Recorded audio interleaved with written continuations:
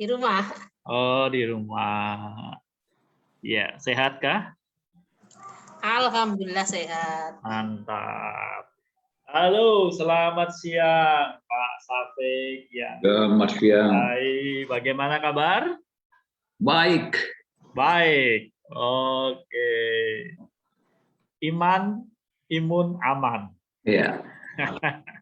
Bu Rian, bagaimana di Jakarta suara saya? Ya, jelas, Pak. Jelas, mantap. Bagaimana cuaca di sana di Jakarta? Hujan terus tiap hari. Oh, hujan terus. Waduh. Nah, Iya ya. Oke, berarti Masyarakat nggak cari-cari nih hujan. iya ya. Oke, berarti lebih banyak di rumah, minum oti sambil makan singkong rebus, singkong goreng. Betul itu, Pak. Oke, betul ya, enak, tenang. Teman-teman. Gimana Gemolong, Bu? mendung Pak ini. Mendung ya? Semalam Ya. hujan berhenti-berhenti. Sama, semalam tempat saya juga hujan ya. Oke, sekaranglah waktunya bagi kita di acara yang selalu kita nantikan setiap hari Sabtu siang. Kita mau belajar banyak soal kesehatan ya. Kita mau belajar banyak dari narasumber kita yang selalu setia menyertai kita, Bapak Dr. Syafiq.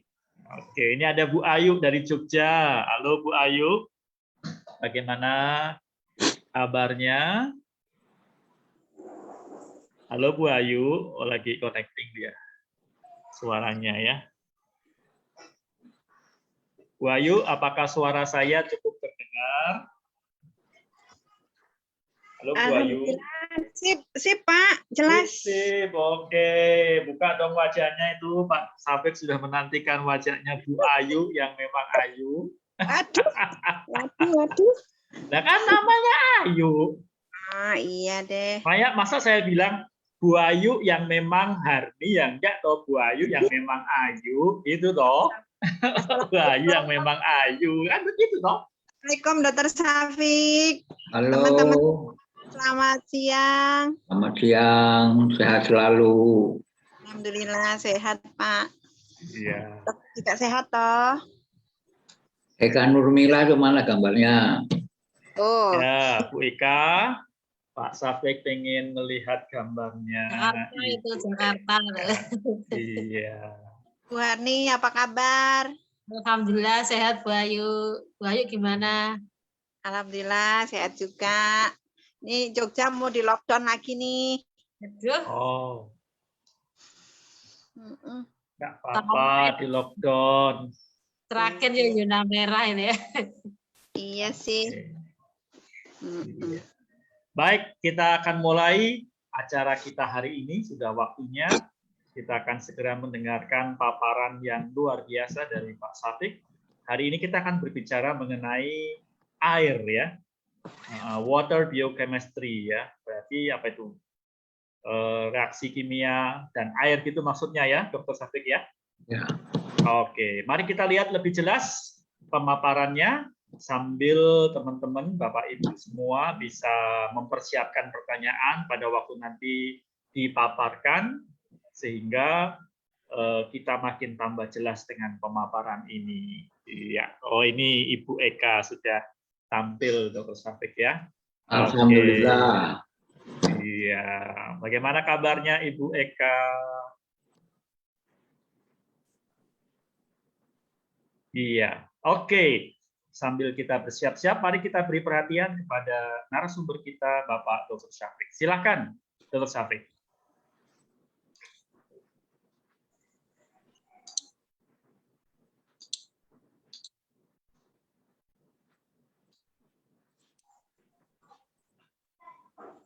Selamat siang para peserta seminar kesehatan online OT yang saya hormati.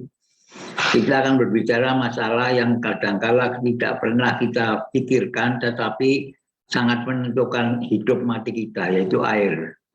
Air itu kalau tanpa air kita tidak hidup. Dan air itu yang menjaga keseimbangan di seluruh bagian tubuh kita. Sehingga dengan demikian kita belajar air ini penting sekali. Nah, ada berbagai macam air. Ada yang namanya air alkali, ada air asam, ada air suling, ada reverse osmosis, ada air keran, ada air keras, ada air lunak, ada air oksi, ada air mineral, dan ada juga air dari mata air. Tetapi dari semua 10 tadi, yang paling penting adalah alkaline water. Jadi air yang alkali adalah merupakan yang paling baik karena dia sehat, mengandung mineral-mineral yang dibutuhkan, dan juga mempunyai pH yang cukup baik untuk kesehatan tadi. Ada hal yang perlu saya jelaskan bahwa air itu di dalam senyawa atau dalam tubuh akan membentuk semacam mikrokluster. Ya, jadi ada makro, ada mikro. Fungsi dari mikrokluster adalah agar supaya air tadi bisa bertindak lebih cepat dan lebih baik fungsinya, yaitu untuk mempercepat pencernaan, untuk mentransportasi nutrisi, untuk mengatur tekanan darah, untuk menyeimbangkan suhu tubuh, dan juga untuk pertumbuhan sel-sel, untuk penyembuhan luka, untuk aliran getah bening dan darah, dan juga untuk pelumasan sendi-sendi dan mempercepat metabolisme tubuh serta pembuangan zat-zat sampah. Sehingga dengan apabila air tadi baik dengan pH yang baik, maka darah akan terjaga dan tidak akan terkuras dengan mineral-mineral yang ada pada organ-organ tersebut. Nah, inilah bentuknya, ini namanya makrokluster. Jadi ini molekul air saling membuat jala. Normalnya 15-16 cluster. Ya, ini kalau makro maka penyerapan akan terbatas. Tetapi kalau mikro ini seperti pada air alkali, 5-6 cluster, ini penyerapannya lebih cepat dan bisa mencerna dan bisa membuang racun-racun lebih cepat. Nah, Kangen water ini adalah air yang dengan mikrokluster. Jadi mikrokluster sangat memudahkan penyerapan, dan juga dengan demikian mikrokluster apabila terlalu besar akan sulit untuk penyerapan. Jadi dengan demikian mikrokluster ini adalah upaya air untuk bisa mempercepat penyerapan. Ada lagi teori air yang ditemukan oleh orang Jepang, namanya teori Hado. Teori Hado ini ternyata air kalau di dalam gelas atau dalam botol, tepatnya apabila ditulisi dengan kata-kata yang baik, maka dia akan menjadi kristal yang baik. Sebaliknya kalau dia tertulis dengan jelek, maka gambarannya juga jelek. Jadi air mampu membaca, mampu mendengar, mampu melihat, dan mampu merekam.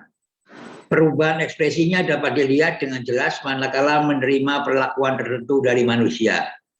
Dr. Masaru sendiri menggunakan kekuatan air untuk pengobatan dengan menemukan efek gelombang energi yang dia sebut sebagai hado, energi atau kumpulan getaran yang ada pada sebuah benda.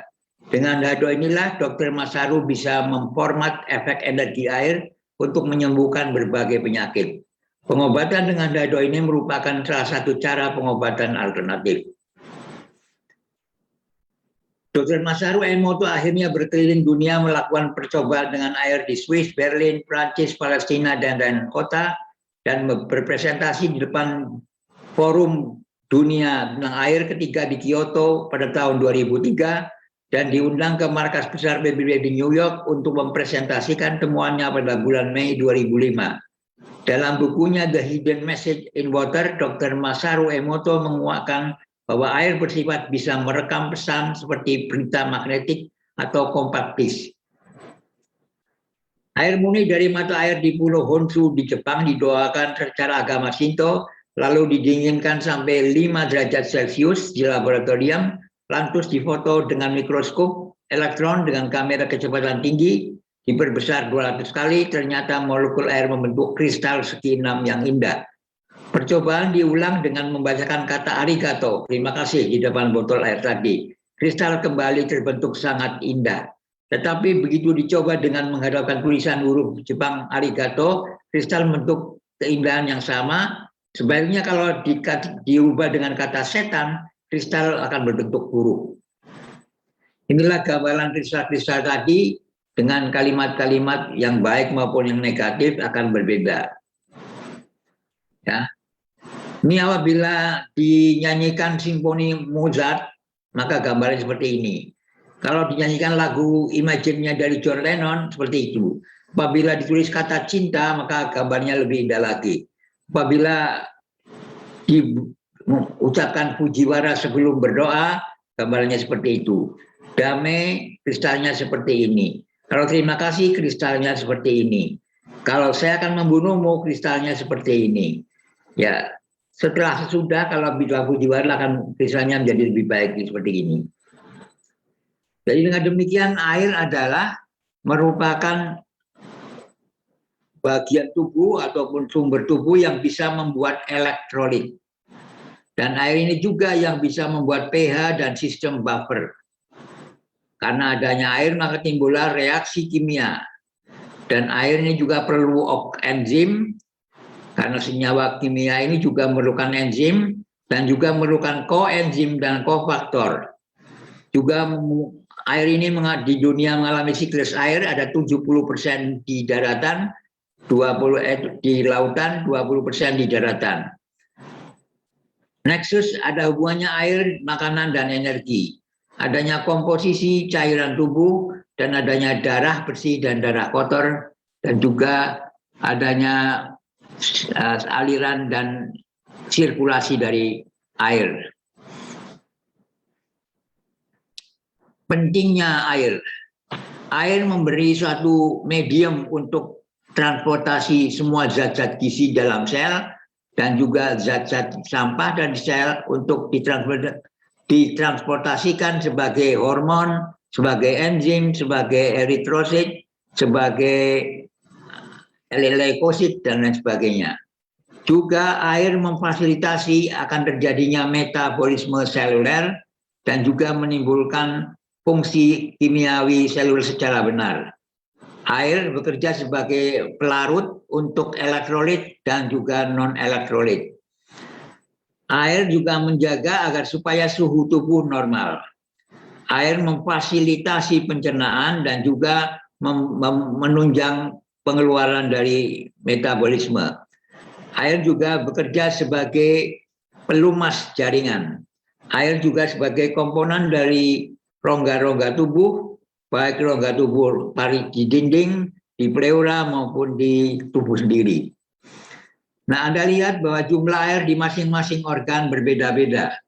Misalnya di otak ada 75% air, di darah ada 83%, di tubuh kira-kira tergantung organnya, pada ginjal, pada tulang, pada kartilago, pada otot, pada usus, pada tubuh dan pada lambung serta pada paru-paru. Semua prosentasenya berbeda-beda.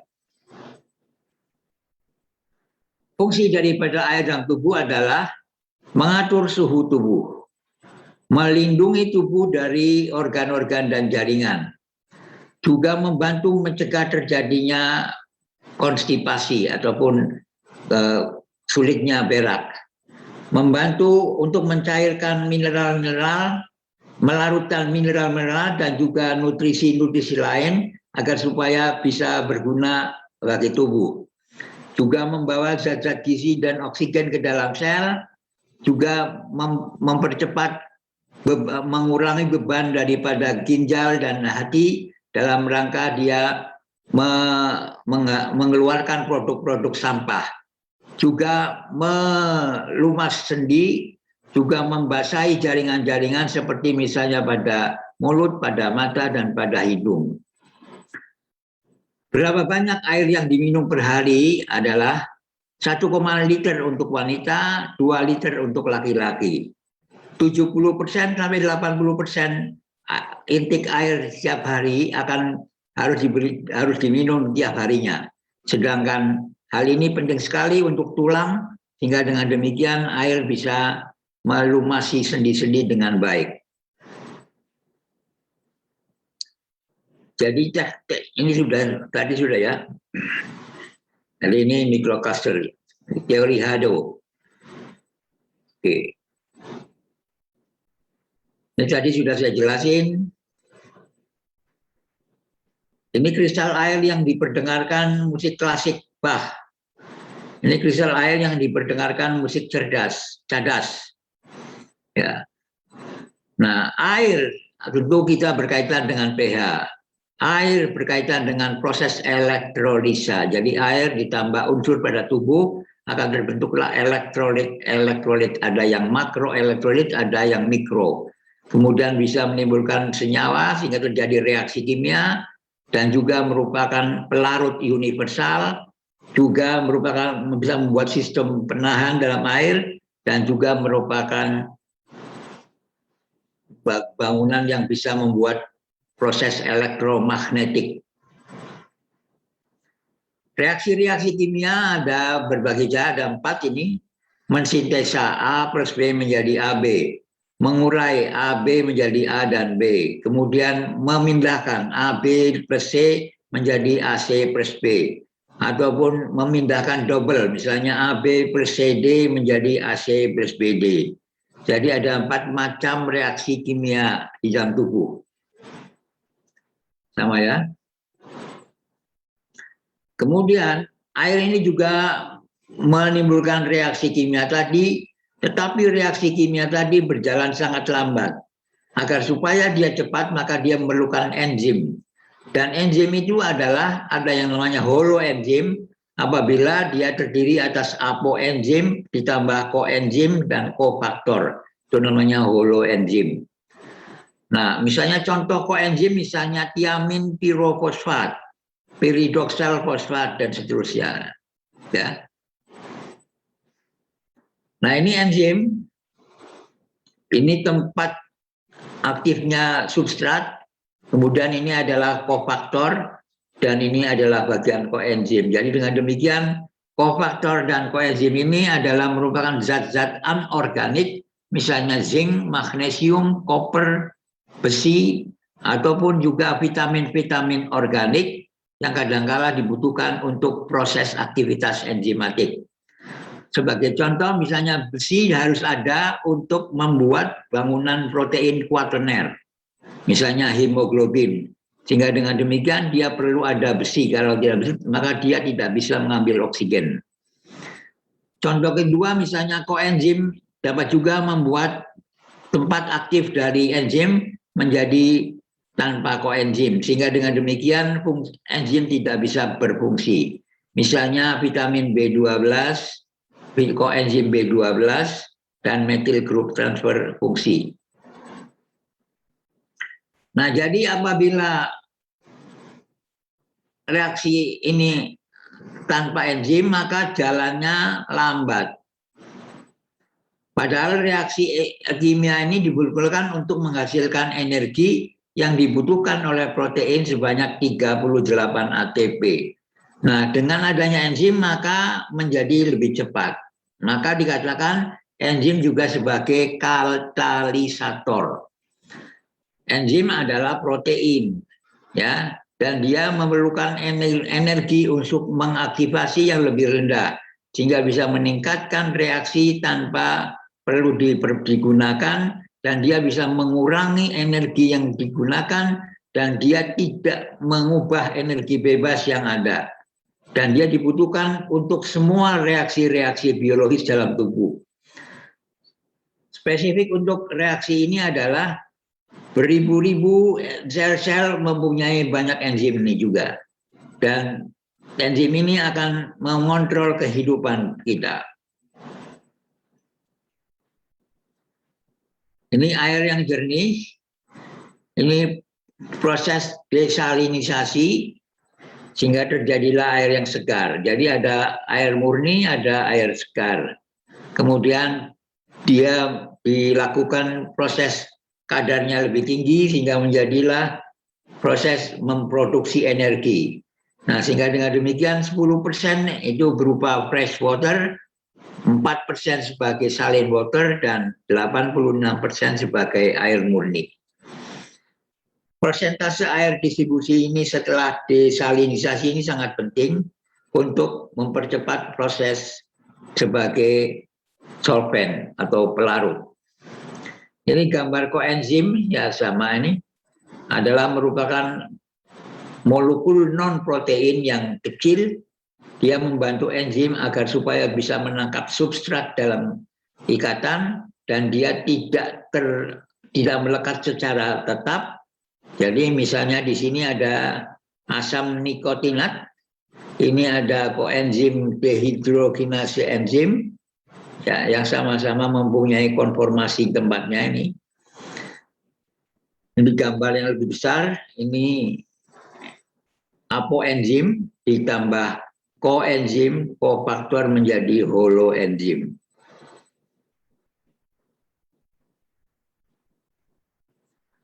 Ya, sama di sini kofaktor, ini tempat aktifnya, ini enzimnya, ini tempat aktifnya, ini gugus prostetiknya, dan ini merupakan holoenzim juga. Jadi sebagai katalisator, dia akan mengurangi energi aktivasi dari senyawa kimia tadi, sehingga dia memerlukan proses yang lebih cepat. Jadi enzim adalah proses katalisator atau mempercepat terjadinya energi. Sedangkan kofaktor ini bisa berupa unsur, bisa berupa elektrolit, bisa juga berupa vitamin. Ya, bisa anorganik, bisa organik.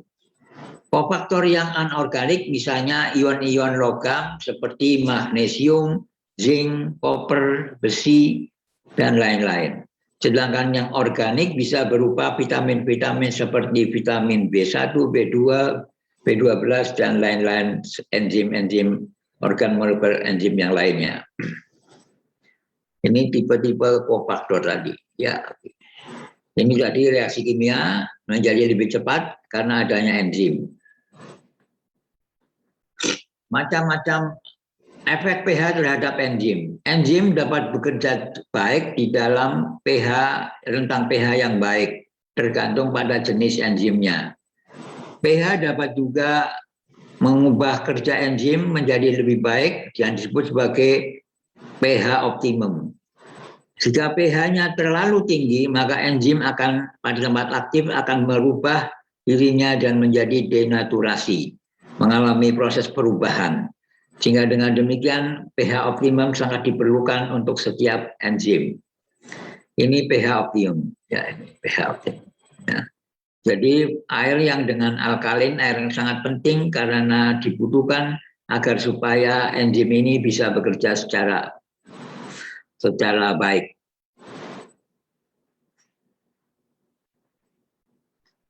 Apa bedanya koenzim dan kofaktor? Tadi jelas ya, kalau koenzim bisa berupa logam, bisa berupa vitamin, dan kofaktor bisa berupa senyawa-senyawa non-protein lainnya.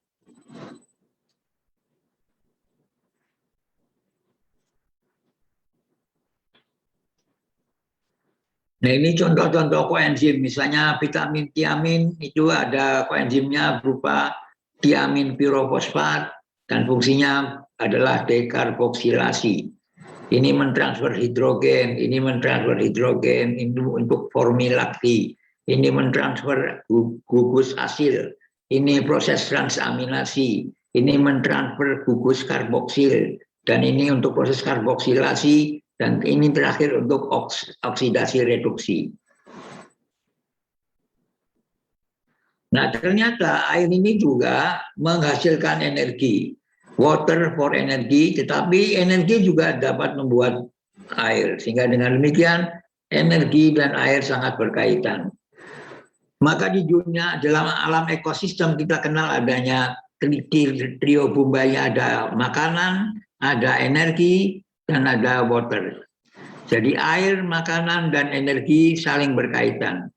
Sehingga kalau ketiga-tiganya mengalami penurunan, maka orang yang hidup di alam ini akan mengalami gangguan.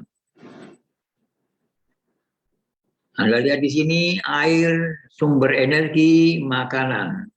Kalau kurang mengalami gangguan maka terjadilah penurunan penaikan suplai dan penyimpangan serta transport juga berubah.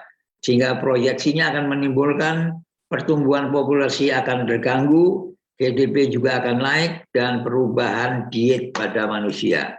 Sehingga dengan demikian ekosistem dan manusia tidak bisa dihindari. Jadi dengan adanya air, maka populasi juga sangat penting. Air dan energi membentukkan keperluan populasi. Sedangkan air dengan makanan sangat menentukan kebijakan yang perlu dilakukan.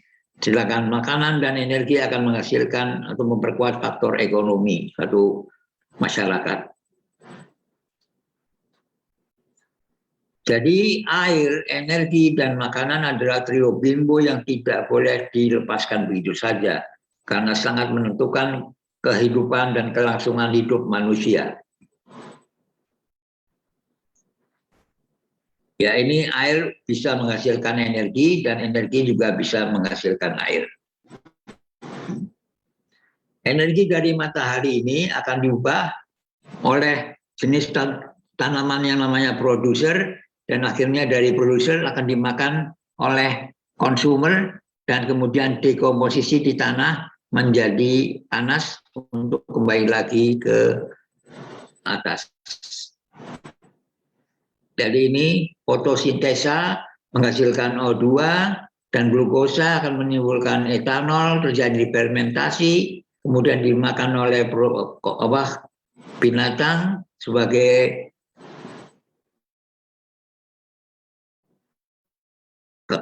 kemudian menjadi CO2 menjadilah udara dan kemudian berubah bisa menjadi ATP dan ATP, dan ATP ini untuk bekerja manusia agar supaya dia bisa bergerak dan aktivasi. Sehingga di alam ini terdapat ada rantai makanan, ada yang namanya food web. Jadi ada rantai, ada jaring makanan. Masing-masing flora dan fauna saling berhubungan dan saling membutuhkan. Jadi manusia kalau menghancurkan flora dan fauna justru akan merusak food web ini dan akan menghasilkan gangguan pada air dan energi.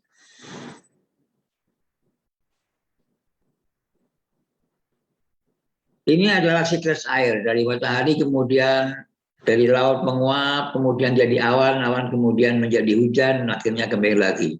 Ya, ini adalah siklus air. Di atmosfer menjadi uap air, kemudian evaporasi melalui tanah di bumi, kemudian menjadi presipitasi dalam bentuk hujan, dan akhirnya siklusnya berulang kembali.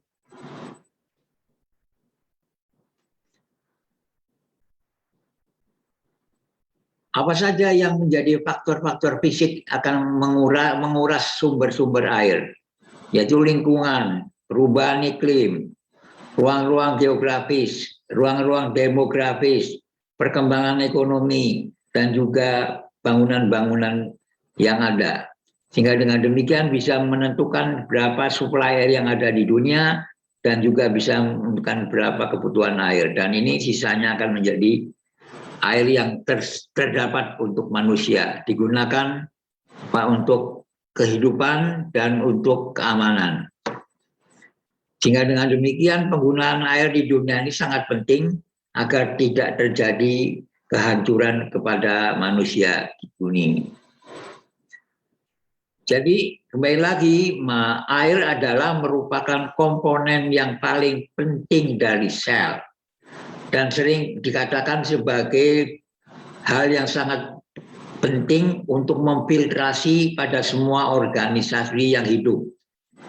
Jika terjadi adanya kutub yang kuat, maka dia akan menghasilkan konstanta elektrik yang tinggi.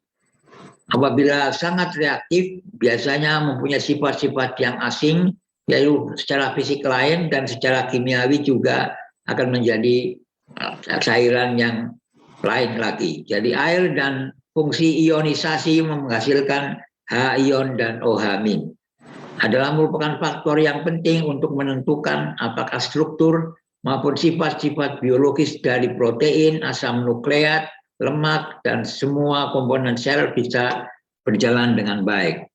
Air juga secara biologis sangat penting karena dia bekerja sebagai pelarut yang kuat. Dia juga berpartisipasi dalam setiap reaksi kimiawi, dan air juga mempunyai suhu yang spesifik tinggi sehingga bisa memoderasi suhu dalam tubuh, menyerap dan melepaskan panas sangat lambat, dan bisa meminimalisir suhu fluktuasi tubuh, sehingga demikian sangat penting untuk termogenesis. Panas diserap oleh uraian ikatan hidrogen, dan panas ini juga dilepaskan apabila ikatan hidrogen tadi terbentuk. Air juga membutuhkan sejumlah suhu untuk merubahnya menjadi uap air. Apabila panas, dia akan mengalami penguapan, dan jumlah daripada uap ini akan berubah menjadi air lagi untuk diserap kembali oleh tubuh, sehingga dengan demikian bisa menjadi cairan kembali. Air juga sebagai pelumas.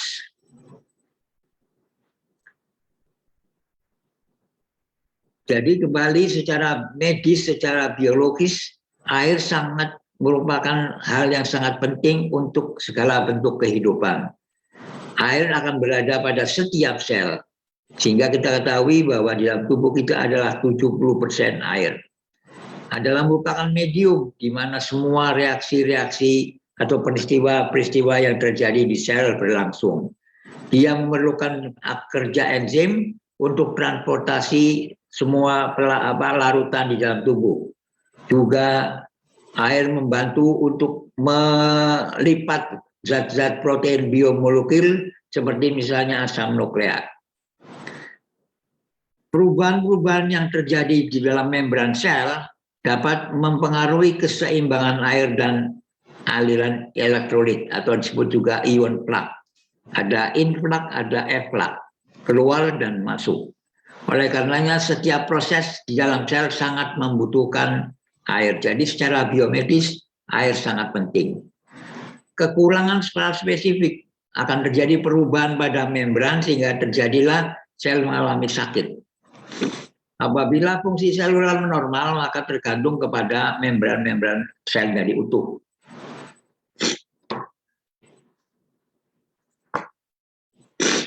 Mengapa air sangat penting di dalam ilmu biokimia? Karena lebih dari 70% di dalam permukaan bumi dilapisi oleh air. Zat yang sangat mungkin hidup pada bumi akan terjadi karena adanya air. Pelarut dan substrat dari berbagai macam sel juga, reaksi sel juga terjadi membutuhkan sel. Transportasi kimiawi juga dari tempat satu ke tempat yang lain juga membutuhkan air. Air juga membantu menjaga agar supaya suhu tubuh tetap konstan. Komponen-komponen sel dan molekul-molekul dalam sel seperti protein, polisakarida, asam nukleat, membran sel, semuanya sangat tergantung bentuknya pada responnya terhadap air. Inilah bentuk kimiawinya dari air. Jadi dia ini adalah oksigen, ini ion H, jadi membentuk seperti ini. Dan ini ada sudut yang khusus, ya, membentuk sudut yang khusus. Setiap oksigen mempunyai 8 proton, 1, 2, 3, 4, 8-nya. Sedangkan setiap hidrogen hanya mempunyai 1 proton.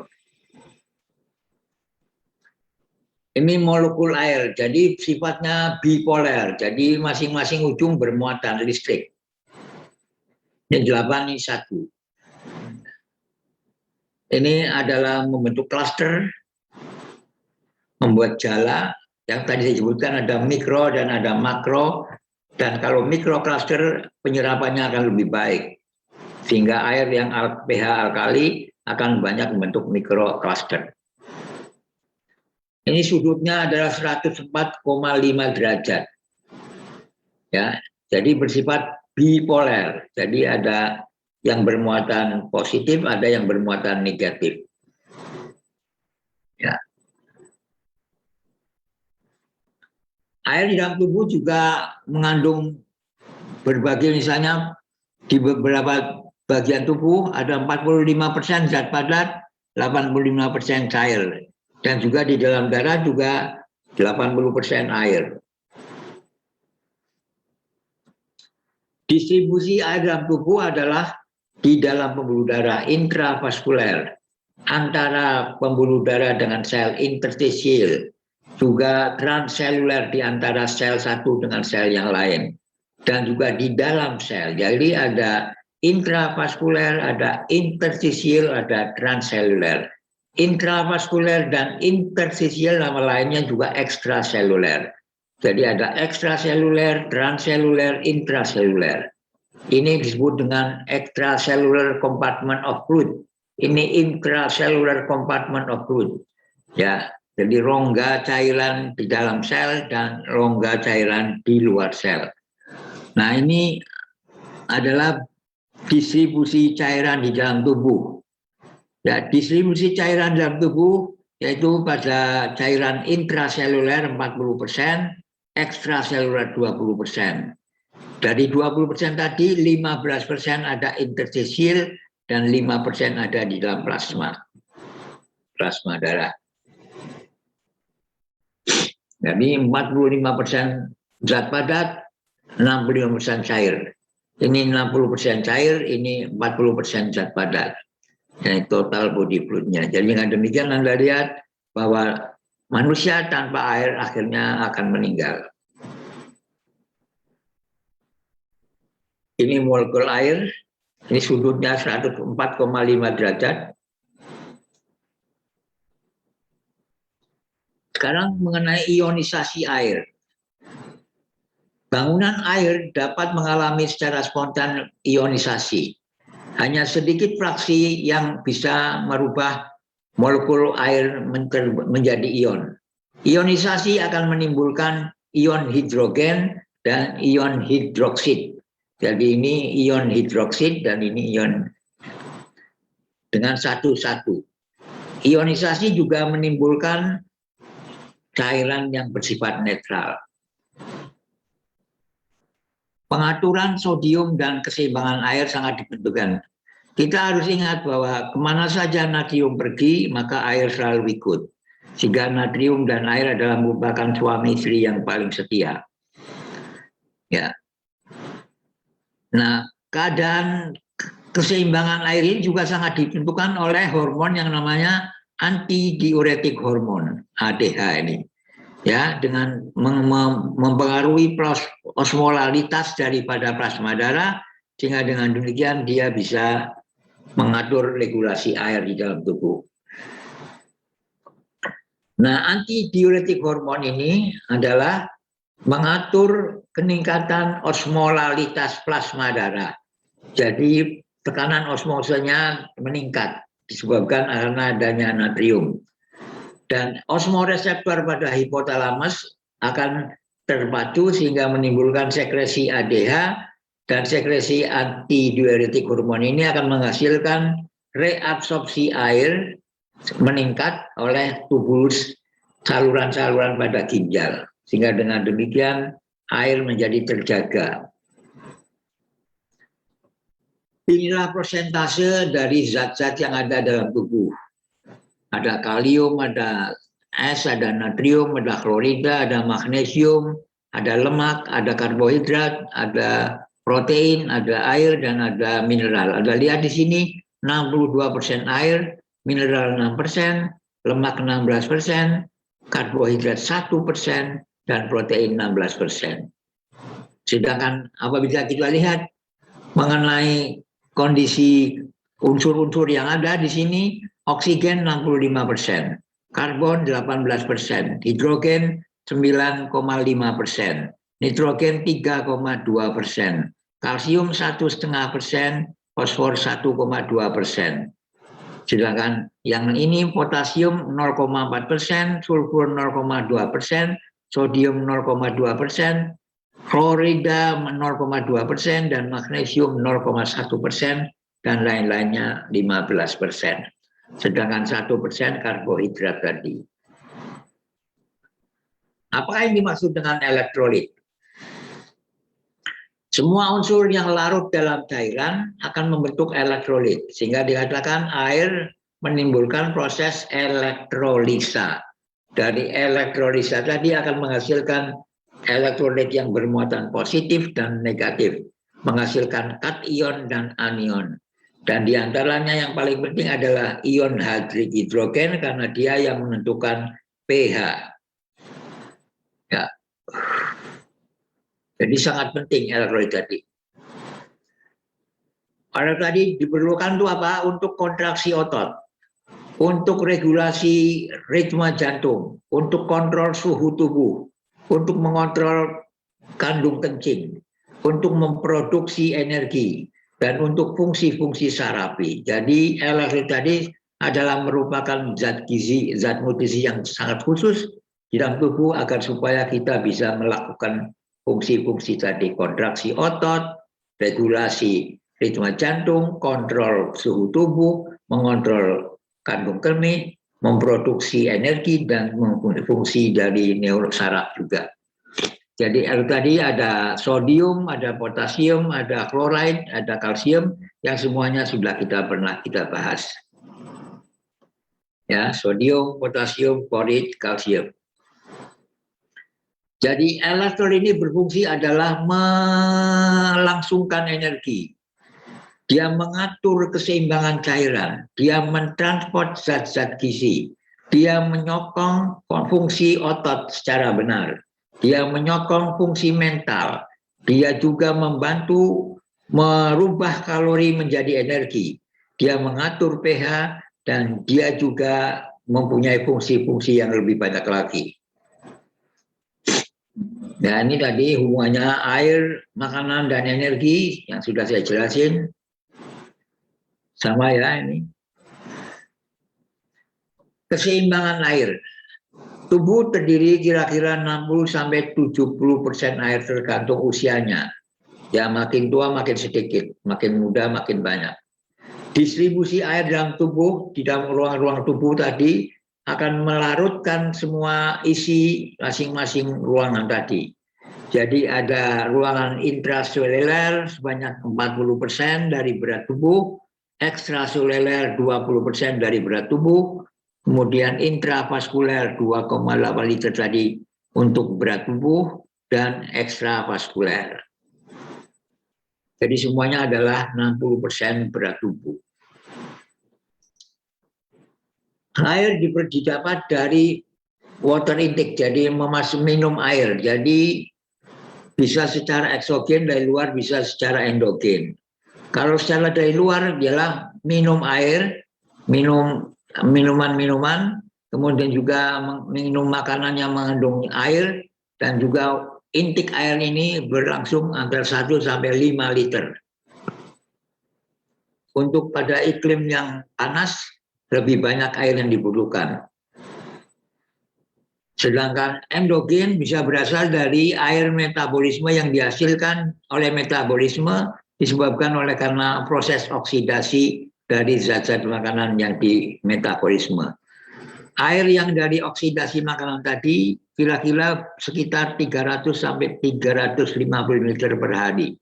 Sehingga dengan demikian intake 200.000 kilokali tadi adalah 125 ml air. Ya. Sekarang air juga dikeluarkan dari tubuh melalui urin, melalui kulit, melalui paru-paru, dan melalui feses. Di dalam urin adalah merupakan pembuangan air yang paling utama. Biasanya tiap hari 1 sampai 2 liter yang dikeluarkan. Apabila terlalu banyak kehilangan air melalui ginjal akan menimbulkan gangguan kebutuhan tubuh. Oleh karenanya produksi urin harus tidak boleh secara banyak-banyak dikeluarkan, tetapi juga diatur ada yang diserap kembali. Sehingga dengan demikian ada fungsi hormon antidiuretik hormon dan lain-lain hormon tadi. Ya, hormon-hormon yang sangat berpengaruh agar supaya air bisa terkendali adalah vasopresin atau ADH.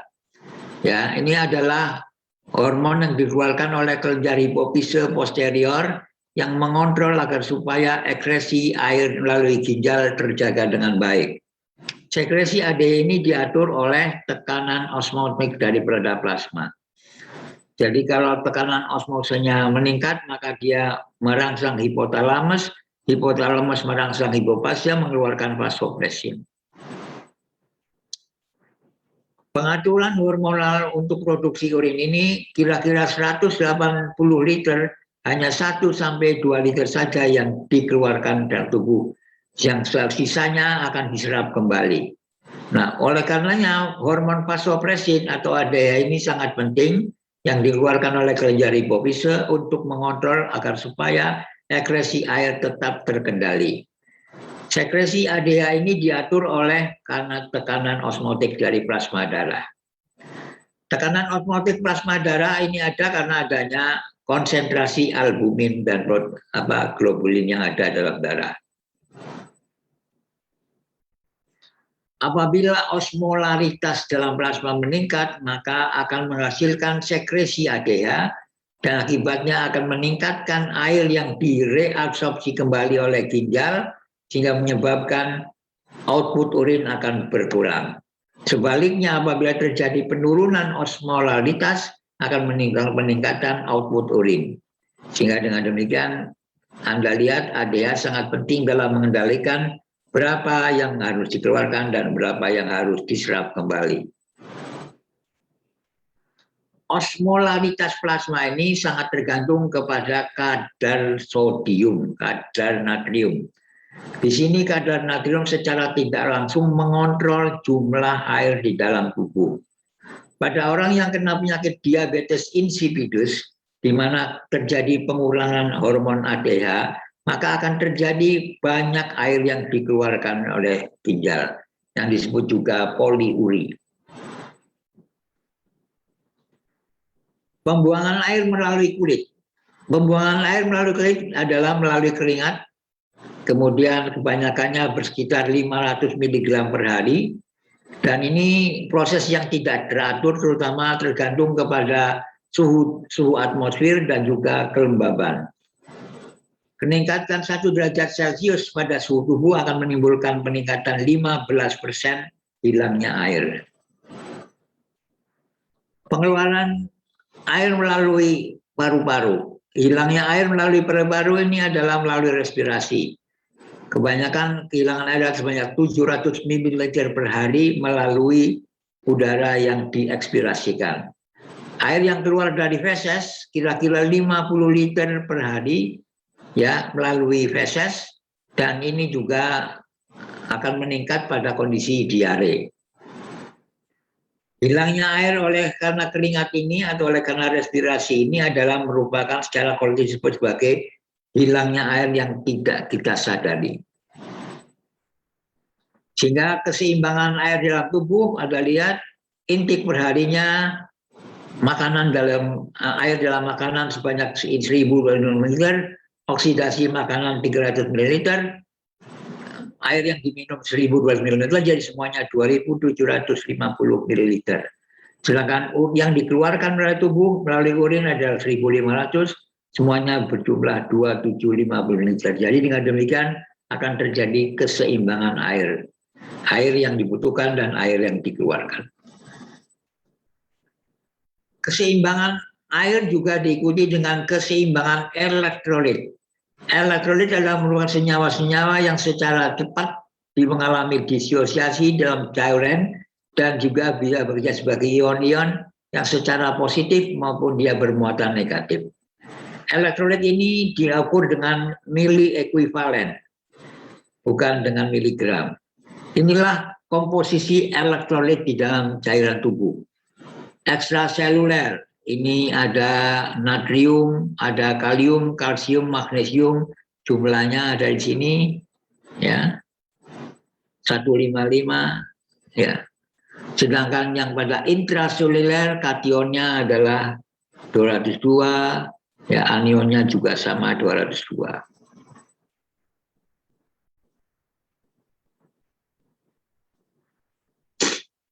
Osmolaritas plasma itu berkisar antara 285-295 milimoles kilogram. Ini disebabkan karena adanya natrium dengan anionnya, kemudian diukur dengan alat yang namanya osmometer, dapat diperhitungkan dengan kadarnya melalui kadar natrium, kalium, urea, dan juga glukosa, yaitu dengan rumus seperti ini. Faktor 2 yang ada di depan kalium ini digunakan untuk natrium dan kalium ion untuk menghitung kira-kira konsentrasi anion yang ikut berapa. Selama natrium plasma itu sangat penting, maka osmolaritas plasma sama dengan 2 kali plasma natrium milimolar ya. Jadi osmolaritas sangat tergantung pada natrium. Apabila kita perhitungkan secara baik, maka jika plasma kadar glukosanya dan ureanya dalam kondisi normal, maka ini merupakan hal yang baik. Apabila terjadi hiperproteinemia dan terjadi lipemia, maka terjadilah gangguan keseimbangan cairan dan elektrolit.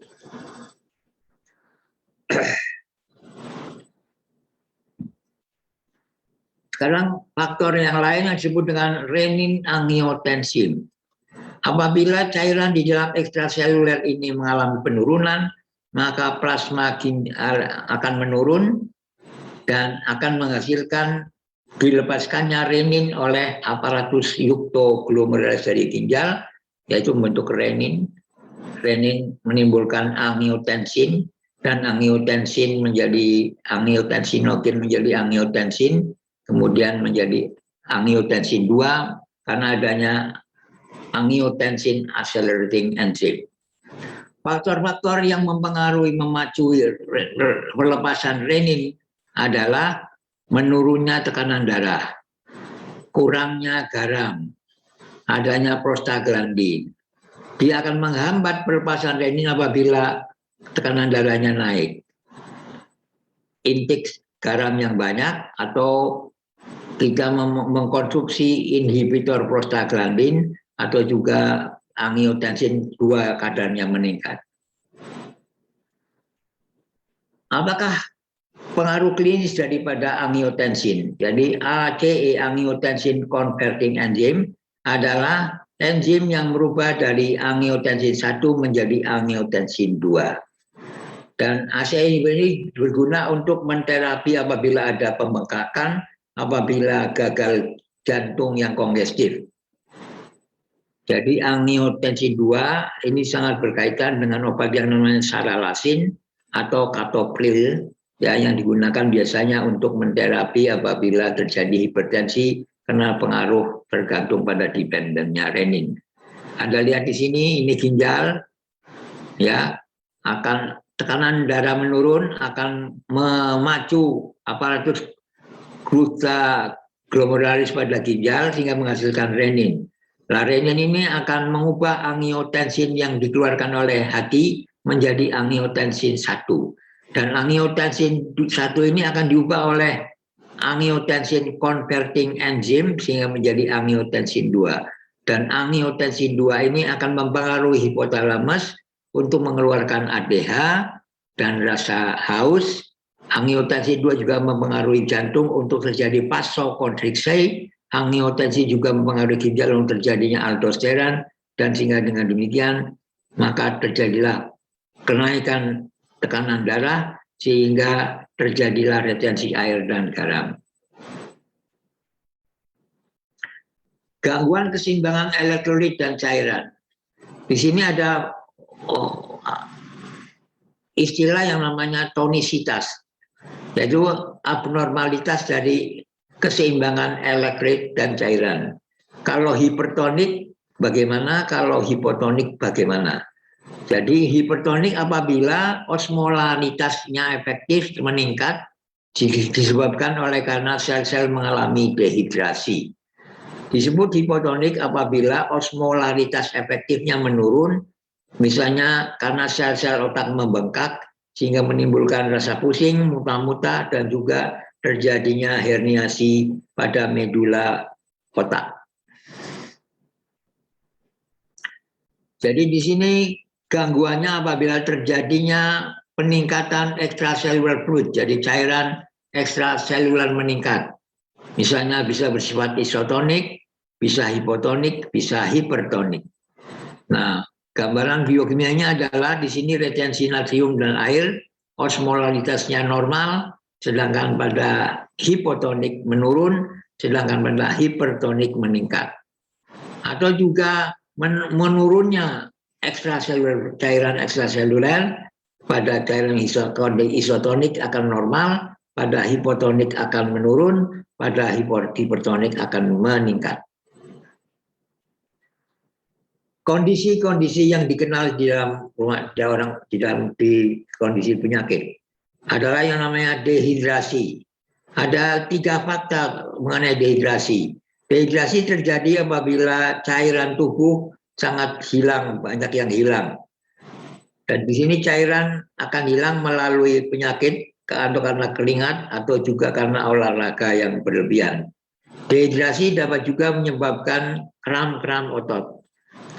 Tanda-tanda dehidrasi ringan itu adalah mulut menjadi kering, salivanya menjadi lengket, kemudian atau air liurnya lengket, urinnya menurun, dan juga warnanya kuning ke coklat-coklatan, sedangkan perilakunya menjadi resah dan juga rasa hausnya meningkat. Sedangkan pada dehidrasi yang lebih berat lagi menjadi sangat haus, mulut menjadi kering dan mata juga tidak keluar air mata, terjadinya kencing menurun dan urin yang bersifat warnanya menjadi lebih coklat lagi. Kemudian juga akan terjadi nyeri kepala, ya.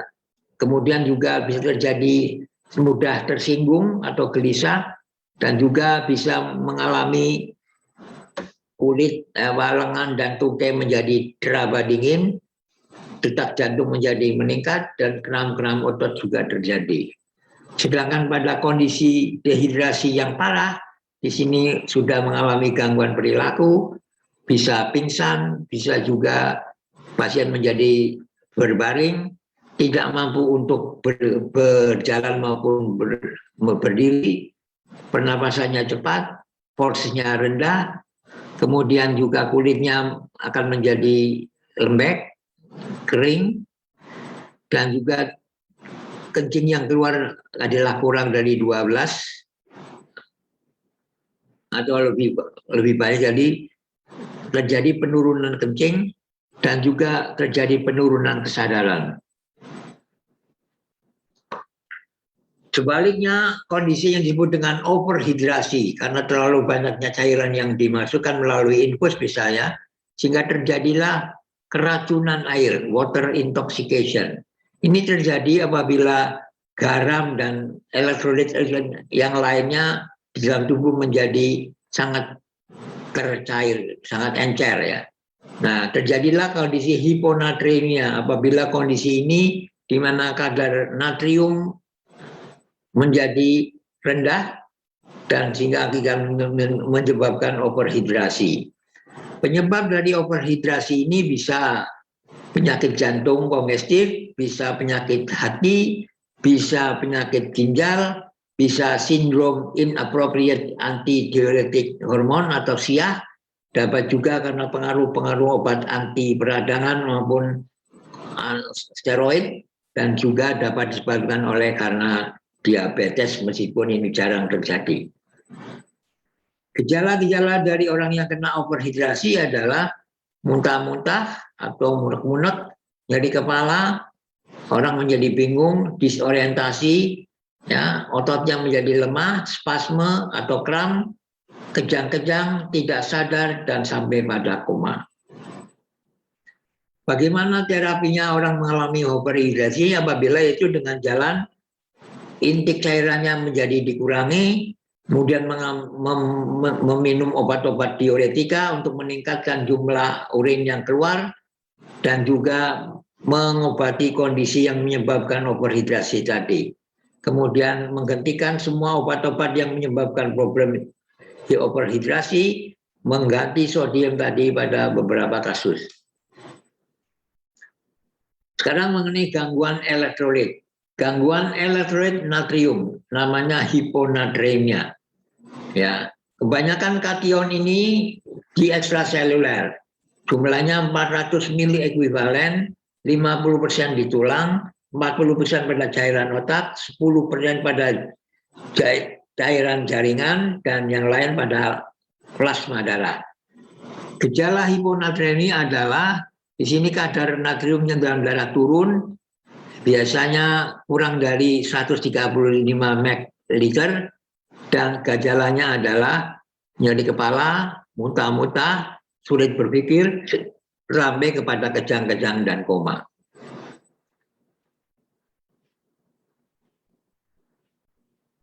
Jadi penyebab ini juga bisa karena volume yang tinggi, volume yang normal, atau volume yang rendah, atau juga penyebab lainnya.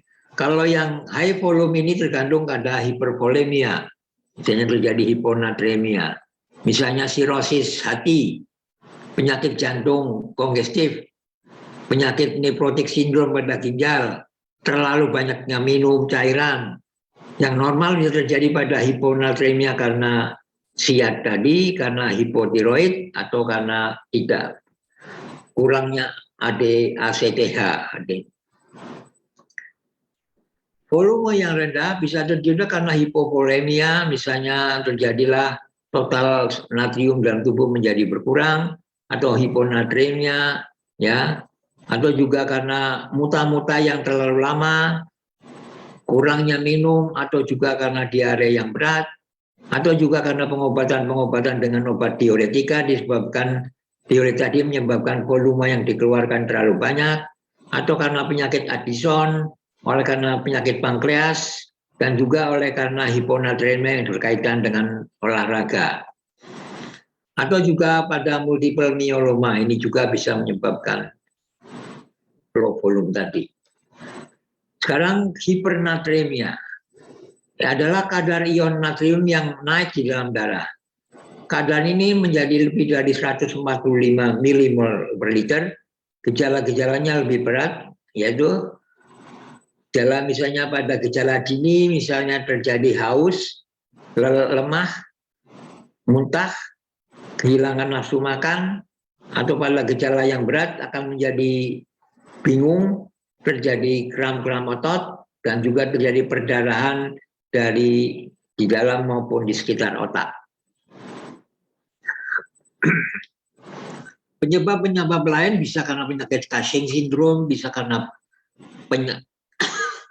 terapi kortison yang terlalu lama pada kehamilan, pada karena dehidrasi, pada karena transfusi yang dari darah yang disimpan, juga karena hiperaldosteronism, juga karena orang-orang tua yang sudah tua dengan intake air yang jelek, atau tidak mampu dengan kehausan yang terlalu berat, atau terlalu banyaknya garam yang dimasuk karena obat-obat misalnya ampicillin, tetracycline, steroid anabolik, oral kontrasepsi, diuretika, dan diuretika osmotik.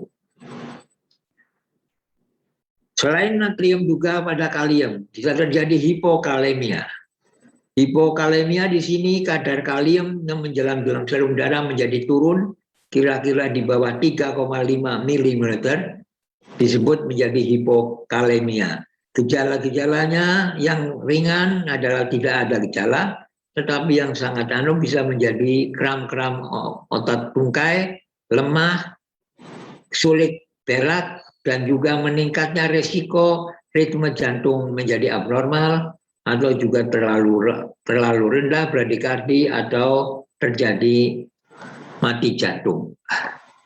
Penyebab hipokalemia ini bisa karena diare, karena pengobatan seperti lasik, steroid, atau karena dialisis, karena penyakit diabetes insipidus, karena hiperaldosteronism, atau karena hipomagnesemia, karena tidak cukupnya intake di dalam diet. Ya, sehingga dengan demikian hipokalemia ini juga penting karena gangguannya kepada EKG-nya adalah gelombang T-nya terbalik, T inverted. Hiperkalemia ini karena meningkatnya kadar kalium, yaitu 5,5 mmol per liter. Gejalanya terjadi tidak ada sama sekali gejala, tapi kalau yang parah bisa terjadi palpitasi, nyeri-nyeri otot, kemudian kelelahan otot, dan juga geringingan. Pada kecepatan jantung yang abnormal dapat juga terjadi sebagai akibat karena mati jantung atau sampai kepada kematian. Penyebabnya bisa karena gagal ginjal, karena hipoaldosteronism, bisa karena rhabdomyolysis, bisa karena pengobatan yang menyebabkan kadar potasium naik, misalnya spironolactone, lasik, NSAID, angiotensin converting enzyme inhibitor. Ya, sehingga dengan demikian pengobatan-pengobatan ini harus kita lihat pada EKG-nya. Apabila ada gelombang T yang terbalik, itu berarti terjadi hiperkalemia. Klorida. Klorida juga bisa menyebabkan masalah gangguan cairan dan elektrolit. Intake klorida, outputnya dan metabolisme dari sodium dan klorida ini sangat berjalan bersama-sama. Serum normal klorida berkisar antara 97 sampai 107 mili ekuivalen. Pada cairan otak adalah 125 mili ekuivalen. Sedang pada nilai ambang ginjal klorida kira-kira 110, sedang pada ekskresinya melalui hariannya 5,8 miligram. Gejala-gejala yang terjadi adalah kalau dehidrasi disebabkan karena diare, muntah-muntah karena keringatan yang terlalu banyak, karena hipertensi disebabkan karena meningkatnya natrium klorida, intake natrium klorida yang dimakan, atau karena gangguan kardiovaskuler misalnya karena meningkatnya natrium klorida, karena atau terjadinya UDEM disebabkan karena cairan sodium masuk ke dalam sel, dan juga karena kelelahan misalnya karena hilangnya cairan, rasa haus disebabkan karena hilangnya cairan.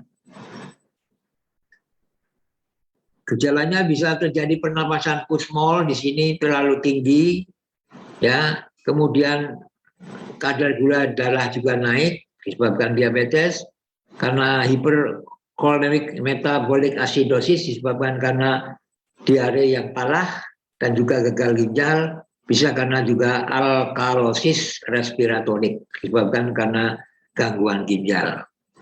Hipokloremia ini adalah merupakan gangguan elektrolit di mana terjadi kadar klorida menjadi rendah di dalam darah dan diikuti dengan hipoventilasi, diikuti dengan asidosis respiratorik, diikuti lagi dengan metabolic alkalosis, dan diikuti lagi dengan muntah-muntah, dan kadangkala terjadi karena adanya cystic fibrosis.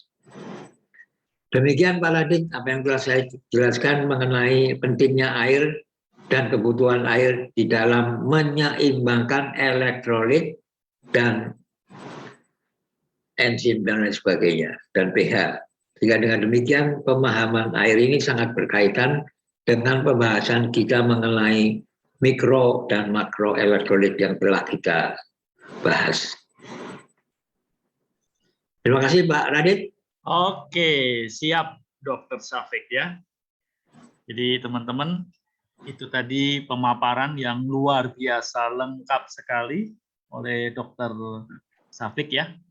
Jadi ini topik yang luar biasa karena berkaitan juga dengan beberapa topik terakhir yang kita bahas mengenai mineral ya, baik yang makro maupun yang mikro. Dan hari ini Dr. Syafiq membahas mengenai soal air ya, rupanya ada hubungannya ya, lengkap banget soal air tadi ya, dari mulai bagaimana susunan air, bentuk air, rupanya juga ada teori-teori yang membahas mengenai perlakuan terhadap air, air apa yang terbaik, sampai hubungannya dengan elektrolit segala ya, atau dengan makro mikro mineral tadi ya. Ya, pasti ini membuat teman-teman bisa muncul banyak pertanyaan, maka tidak usah berpanjang lebar. Mari kita buka sesi untuk pertanyaan ya. Silakan siapa teman-teman Tolong yang slide skema itu dikeluarkan Pak Radit. Oke, sebentar ya. Tolong share screen-nya dikeluarkan Pak Syafiq. Ya. Share screen-nya karena saya juga. Oke, sudah ya. Sip. Oke, saya share screen sekarang mengenai air. Ya. Oke. Terus.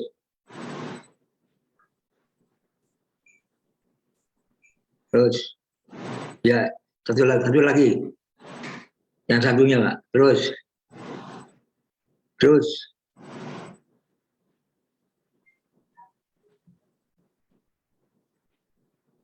Ya, ini. Oh. Ya, ini. Ini ringkasannya ya, dokter ya. Kaitannya air dengan pH, dengan elektrolisis, dengan reaksi kimia, dengan apa ini? Universal solvent, buffer system, dan juga dengan Elektromagnetik. Iya, elektromagnetik ya. Oke. Baik teman-teman, silakan kalau ada yang mau bertanya, monggo. Kalau ada yang mau bertanya, silakan kita buka sesi pertanyaan.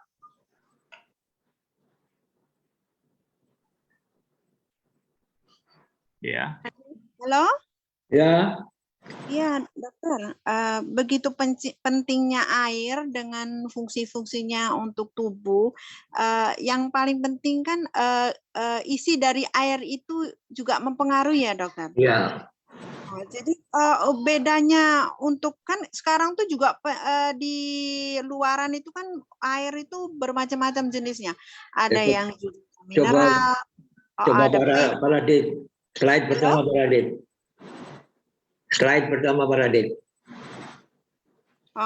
Itu kan kita kan sebagai orang awam itu kan kadang masih kurang jelas gitu dokter. Isinya tuh yang baiknya seperti Ya. apa.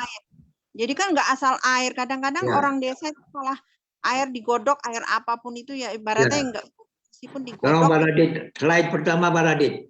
Ya ini 10. Nomor 2 itu. Iya. Terus. Ya ini, ya itu. Ya. Ini ada 10 macam jenis air. Ada yang namanya air alkali, ada air asam, ada air suling, ada reverse osmosis, ada air ledeng, ada air keras, ada air lunak, ada air oksi, ada air mineral, ada air mata air. Tapi yang penting adalah alkaline water adalah yang paling penting.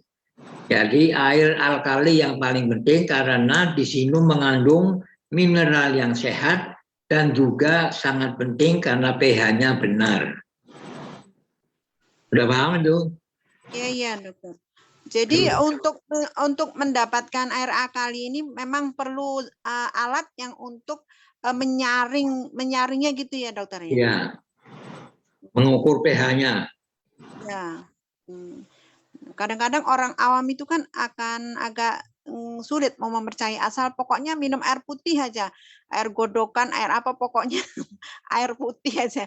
Ya kadang-kadang itu mungkin untuk penyembuhan paling bagus alkali ini ya dokter. Ya. Kemudian juga dikaitkan dengan teori Haddo. Jadi Ya. airnya yang mau diminum itu diberi kalimat-kalimat yang baik. Atau didoakan gitu ya. Ya, karena air bisa mendengar, bisa merekam. Iya ya. Iya. Kok bisa gitu ya. Iya. Jadi zaman dulu kan kalau ngobatin pakai air didoain. Ya itu. Itu slide-nya kan jelas tuh gambar Haddo itu. Kalau rasa cinta, kristalnya air jadi baik. Kalau benci, kristalnya jadi jelek dan lain sebagainya. Kalau air dari Rhodes, kristalnya baik. Kalau air dari Zam-Zam, kristalnya baik. Kalau air comberan malah jelek. Apalagi kalau air dikata-katain, air jelek ya jadi tambah jelek. Oh iya ya. Oke. Jadi ya dokter. Jadi untuk yang Haddo ini dokter, misalnya kita tidak pakai tidak pakai air yang air alkali itu juga asal kita positive thinking, artinya mendoakan airnya untuk kesembuhan ya insya Allah bisa juga. Kan saya tadi bilang bahwa slide ini kan mengatakan ada pakai Haddo boleh, pakai pH boleh. Apalagi kalau pakai pH dengan Haddo kan lebih hebat. Iya, sip.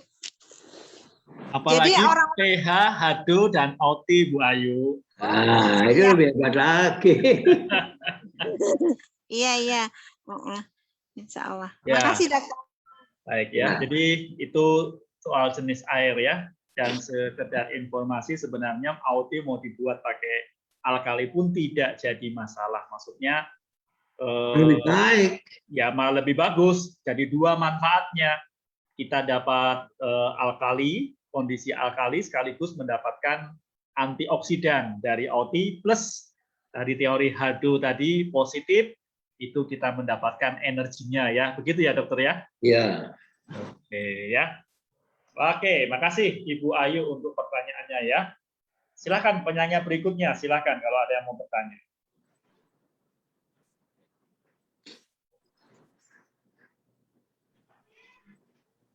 Tadi saya tertarik dokter itu mengenai apa namanya, ekskresi atau pengeluaran air itu rupanya tanpa disadari yang lewat respirasi itu gede juga ya seharinya 700 Iya, ml penting ya. itu. Iya. Iya, orang tidak sadar kalau mereka kehilangan air melalui respirasi atau pernafasan itu. Juga keringat itu penting, jangan karena keringat bau langsung dijelek-jelekan. Keringat itu penting. Iya. Jadi makin bau keringatnya makin nikmat. Baunya kelihatan karena terlalu banyak kuman, banyak toksin. Ya, betul. Semua toksin keluar melalui keringat. Ya. Ya. Sama aja dengan tumbuh-tumbuhan, tanpa air gimana? Mati. Ya, mati. Ya. Silakan Ibu Arni, mau tanya Bu Arni. Ya, mau tanya. Ini tadi kan berhubungan dengan air. Tadi kan juga Bu Ayu udah singgung. Tadi kan air alkali yang paling bagus. Tapi saat ini kan banyak sekali produk-produk yang memasarkan air. Itu sebenarnya kayak yang oksigen water itu termasuk air yang mana itu dokter? Kok semua overclaim untuk penyakit berbagai macam Nah, penyakit? itu kan nomor 9 itu kan oxygenated water itu. Itu kan oksi, super oksi, sama macam-macam oksi. Tapi yang paling baik adalah yang tadi yang alkaline water. Karena kandungan mineralnya jelas, pH-nya juga jelas. Iya.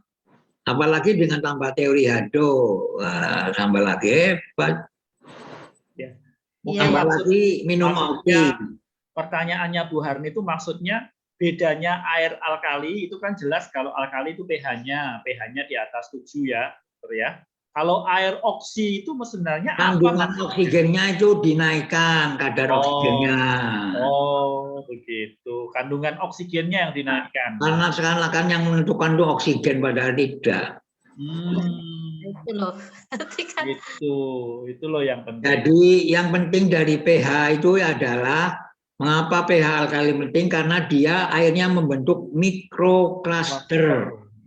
Nah, mikrokluster itu memudahkan penyerapan. Jadi fungsi organ bisa lebih baik. Oke, jadi karena mikroklusternya itu sebenarnya yang kuncinya ya. Iya. Ya. 5 sampai 6 molekul air. Iya. Kalau yang makro kan 15 sampai 16. Ya.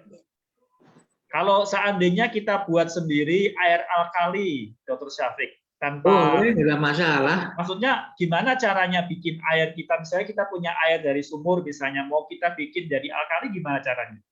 Nah, oleh karena itu Kangen Water tidak jual air tapi jualnya mesin. Mesin yang mengatur pH. Mau diturunkan jadi 3 untuk kosmetik, ya lah. pH 6 untuk kosmetik, pH 3 untuk mematikan luka, pH 11 untuk tanaman-tanaman. Jadi mesinnya bisa ngatur pH itu. Kalau misalnya nggak pakai mesin, secara alami bisa nggak kita membuat air biasa jadi pH misalnya nih, apakah ditambah dengan... Ya, beli alat yang namanya pH meter. Nah. Atau kertas lakmus ya? Iya, pH meter Pak, lakmus. Airnya banyak kok. Betul. Jadi bisa tes air itu masuk kategori alkali, asam atau basa ya, atau alkali atau alkali ya. Halo? Ya. Saya juga pernah tahu itu dokter, ada yang menjual itu, ada apa, kayak satu kemasan botol kecil itu cairan, tapi dia bisa membuat air mineral menjadi air ber-pH alkali. Jadi itu reaksi kimia juga ya itu dokter? Iya, Itu tanpa penyaringan, jadi tidak pakai mesin. iya, bisa juga. Jadi satu botol kecil isi berapa tetes, 200 tetes, itu dijual 200.000. Jadi satu Kan tetes. yang penting untuk mengatur pH atau alkali kan ada pakai perubahan warna. Ya, Jadi ada itu. Anda download aja pada internet itu pH berapa itu warnanya apa. Nah, sudah beli cairan itu, kalau warnanya seperti itu berarti pH-nya seperti itu. Oh, sip. Jadi ada pH meter, ada cairan juga ada. Iya, dokter.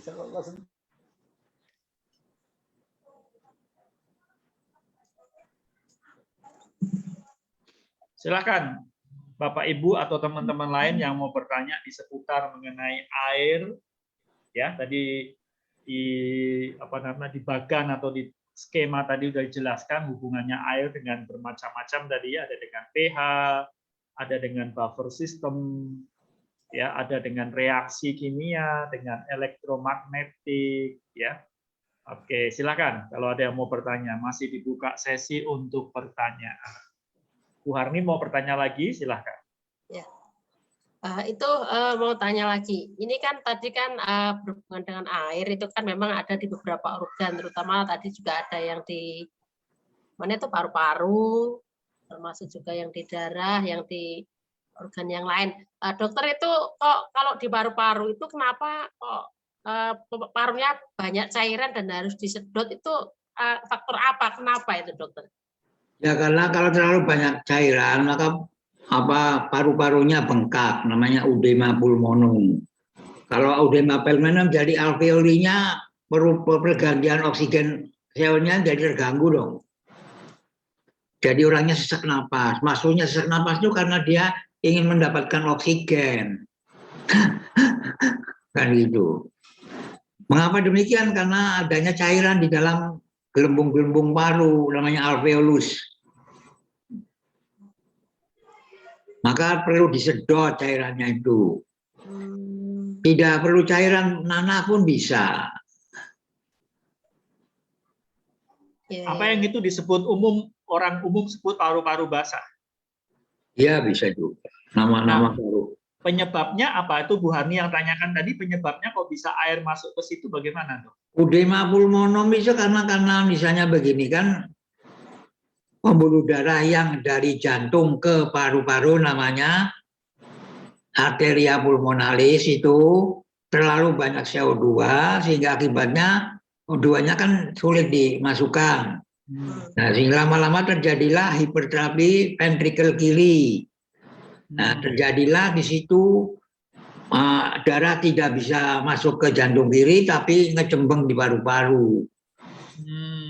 Akan disebut juga emfisema pulmonan juga sama itu. Jadi karena jaringan-jaringannya kerjanya gelembungnya nggak bisa membaik sehingga akibatnya sesak napas. Jadi sesak napas adalah upaya tubuh untuk mendapatkan oksigen. Karena oksigennya kurang maka dia berupaya napasnya dipercepat. Namanya sesak napas. Ya. Oke, itu Bu Ani jawabannya tadi ya. Kenapa bisa paru-paru kok ada air di situ ya? Tidak seharusnya ada air, kok ada air di situ ya. Tadi sudah dijelaskan sejarah atau mekanismenya ya. Tidak saja air, udara pun juga bisa loh. Oh. Jadi kalau misalnya kena luka lubang itu akan terjadi udara akan nyedot masuk kan bisa terjadi gangguan.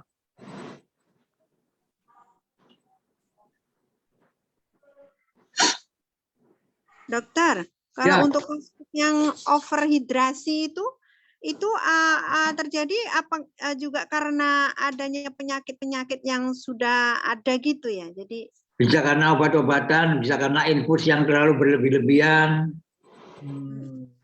Jadi sudah terganggu dulu ya Iya.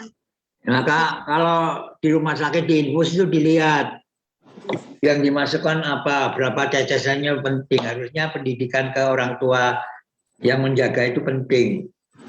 Karena terlalu besar tetes bisa menimbulkan banyak akumulasi cairan dalam tubuh. Dan tubuh tidak mampu untuk mengeluarkan melalui ginjal. Akibatnya terjadi sembab.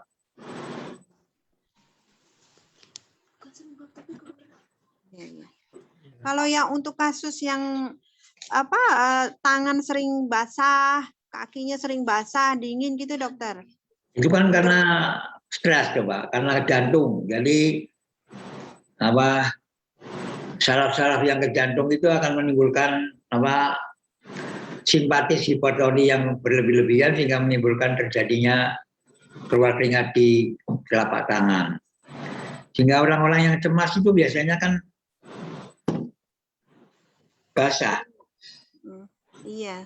Misalnya mau ujian, ya bukunya basah, ingin kencing. Jadi itu termasuk juga seperti panik gitu ya dokter? Lah iya. Namanya sutrismo. Iya.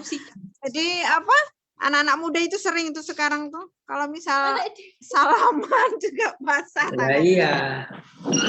Apalagi kalau pacaran. Lihat pacar atau mantan pacar juga. Lah iya. Wah, Jadi itu itu pengalaman ya. Mantan istri juga bisa loh. Mantan istri juga bisa. Jadi itu solusinya itu mungkin menenangkan diri gitu ya dokter? Iya, bernapas yang pelan. Ambil napas pelan-pelan. Wong tua bilang, kayaknya lagi nesu, unjalono ambekan. Ngomong ke orang nesu, malah lagi nusu. Iya. Sip dokter. Nanti tak kasih tahu anak yang yang sering seperti itu. Iya. Oh, pengalaman Bu Ayu dengan anak-anaknya ya. Habis Bu Ayu berapa anaknya Bu Ayu? Cuman 7 Pak. Cuma 7 udah gede-gede semua ya. Alhamdulillah. Iya, lagi udah masak, berpacaran. 7 itu artinya pitu loh Bu. Apa 7 itu kan pitu artinya pitulungan. Alhamdulillah, amin. Iya dokter. Jadi kasusnya tuh banyak tuh cuman di rumah aja kasusnya banyak. Apalagi zaman sekarang makin banyak stres. Iya. Jadi alhamdulillah kalau saya belajar terus begini nih macam-macam anak tuh tanpa konsultasi ke dokter saya sudah bisa tahu. Iya, memang ilmu kesehatan itu bukan ilmunya dokter kok, itu hak asasi manusia kok. Anda harus tahu, Anda berhak tahu, dan tidak usah sekolah dokter juga nggak apa-apa kok. Iya. Yang penting Anda tahu, ilmu terbuka untuk siapa saja. Jangan serba dokter terus, ya dokternya ngawur. Salah dewe Anda mau, ya enggak, jadi Anda harus belajar jadi dokter. Jadi dokter itu artinya ilmu kesehatan dipelajari. Ilmu di mana-mana kan boleh dipelajari. Kan tidak mahal. Yang menjadi problem Anda adalah al-salam, malas. Malas membaca, malas mendengarkan, malas mengikuti seminar online. Sregep dodolan oti.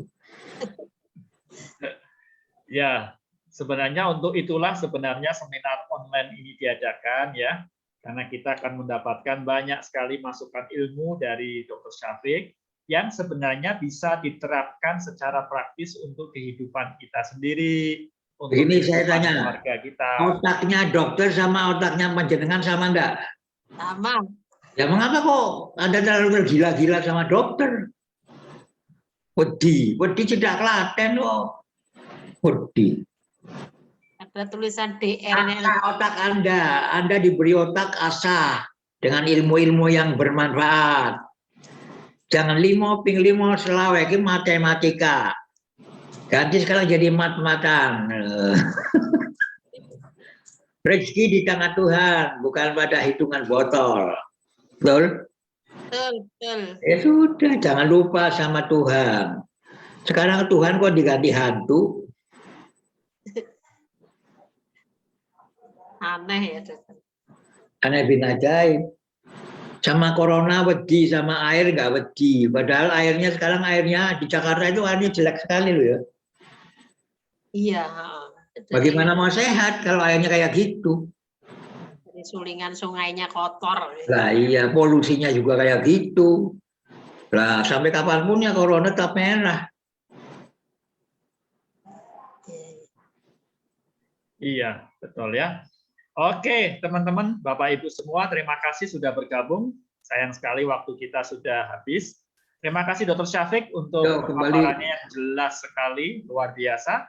Jika Anda masih punya pertanyaan, bisa nanti disimpan, ditanyakan pada minggu depan ya, hari Sabtu depan. Kita masih punya acara yang selalu kita nantikan ini, yaitu seminar ilmiah kesehatan ya. Baik, kita akan sudahi pada acara hari ini. Terima kasih untuk hadirnya, juga untuk komentarnya atau pertanyaannya. Kita selalu nantikan pertanyaan Anda ya. Hari Sabtu, minggu depan kita akan bertemu lagi ya. Baik, pada hitungan yang kelima kita akan tutup ruang untuk Zoom kita ya. Silakan Bu Arni bisa hitung 1 sampai 5 untuk mundur.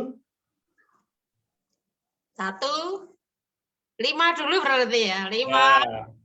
4, 3, 2, 1. Oti. Dahsyat. Terima kasih. Terima kasih Pak Radik, Pak Dokter. Sama-sama. Terima kasih dokter, Pak Radik.